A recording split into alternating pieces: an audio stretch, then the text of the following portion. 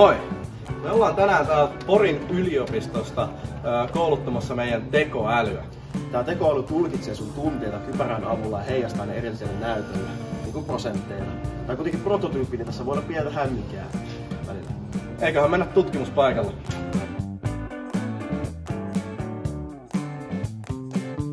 Tämä tutkimus toimii siten. Me näytetään tabletilta kohdehenkilölle kuva, jonka tulee ajatella tätä kuvan tunnetilaa todella vahvasti. Sen jälkeen kun kohdehenkilö on valmis, mä avaan täältä nappia ja tulokset tulee näytölle. Mitä Sigma? Terve! Haluatko osallistua tutkimukseen? Vaikka. No niin, mahtavaa! Sä tähän tutkimukseen. Mitä? Mikä tutkimus? Aivotutkimus. Aivotutkimus? Joo, Niin yritetään... jos sen käy huonosti, niin mitä sitten? Moro! Moi! Mitä tässä tapahtuu? Joo, kyllä se on tosiaan tällaista tarkkaavaisuuden ja emotionaalisten kytköksen tutkimuksesta. Meillä on tässä tämmönen EEG-myssy. Jesus Christ. Tarkoitus on tässä niinku saada kehityttyä semmonen tekoälyohjelma, mikä pystyy sit tän aivoaaltojen perusteella sit niinku tulkitsemaan, että mitä tää niinku henkilö tuntee. Mut tosiaan mä näytän kuvan, katso sitä ja sit keskity siihen, että mitä tunteet se herättää sussa. Joo. Eli siis kerro vielä, mitä mun pitää tehdä nyt? Sitten kun oot valmis, niin me näytetään tosiaan kuva ja sitten sen jälkeen koita oikeasti tosi vahvasti ajatella sitä kuvaa. Onko se niinku samaa mieltä? Kirjataan ylös, jos siinä on niinku jotain. Hyvä tuulisuus kyllä, ilo. Jes, mennään seuraavaan kuvaan. Otetaan täältä vaikka tää paahtoleipä. Tosi ärsyttävä kuva. Onko kuvaavia? No toi ei kyllä mun mielestä ei kovin paljon hämmentänyt. Mä laittaisin joku niinku 15%. Okay, just run the program and let's see what happens. Okay, so annoyance, disgust and hatred or anger. Whoa, that is... Joo, kato ihan vaan sitä kuvaa, että ei tarvitse mua katsoa. No joo, näissä välillä käy tätä näin. Että... Meillä on kans meidän Hallopedien mukaan semmonen juttu, että jos tekee erilaisia liikkeitä, niin se liikkeet aiheuttaa ihmisessä niinku paljon vahvempia tunnetiloja. Otetaan vähän semmosia niinku venytysliikkeitä enemmän niinku näin.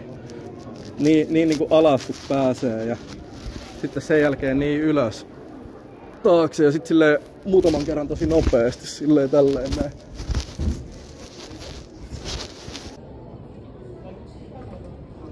Vähän niinku Jorma Uutisen tapaa, niin vähän otetaan tästä. Tuttiet varmaan flossiliikkeet. Ota vaikka joku tanssi, joku flossaus tai tämmönen jotain muuta. En mä tiedä mitä te nuoret teette tälleen. Jotain tämmöstä hyvää liikettä tälleen näin, niin saadaan vähän veri kiertämään. Ja sitten antaa mennä vaan silleen heilut näin. Pistä vaikka vähän tämmöstä tanssahtavaa, että koko keho pääsee mukaan, niin sit niinku kunnolla saa virkistettyä sitä, että Olen kyllä ylpeä Paavo Nurmesta, se on suomalainen legenda. Ihan täysin. Noniin, eläydy. Oot Paavo Nurmi! Hyvä! Jotenkin silleen tälleen vaikka ylös alasi. Tää on niinku hyvä. Täyttä spurttia siinä vaan. Mahdollisimman lujaa. Ja näin. Niin, just noin. Joo. Teekö edelleen liikettä? Joo, tee vaan edelleen, joo. Katsotaan mitä tuli. Voidaan esittää olla gorilla. No niin. Hyvä.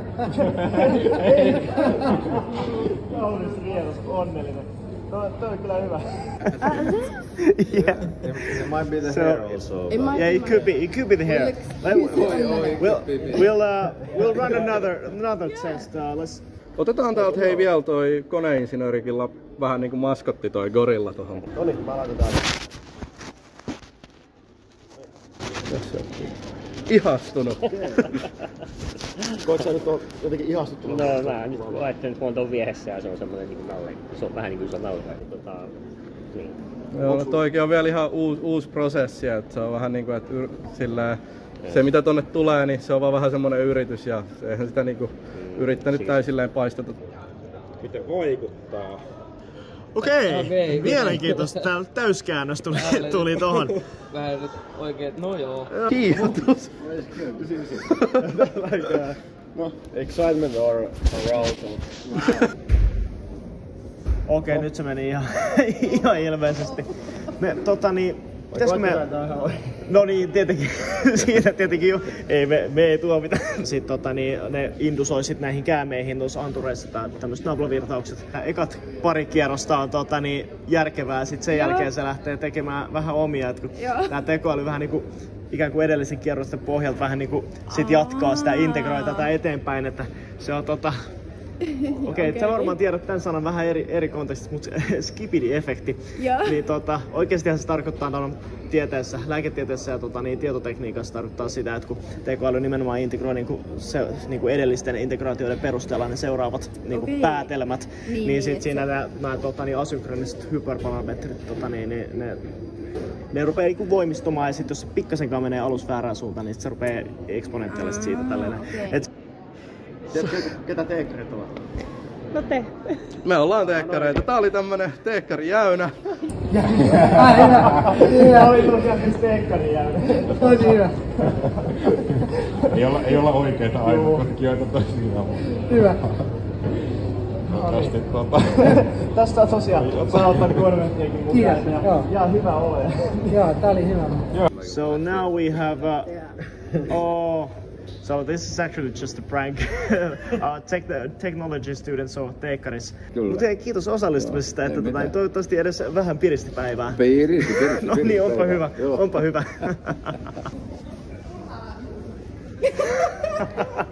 Tää on joku valmiistettu.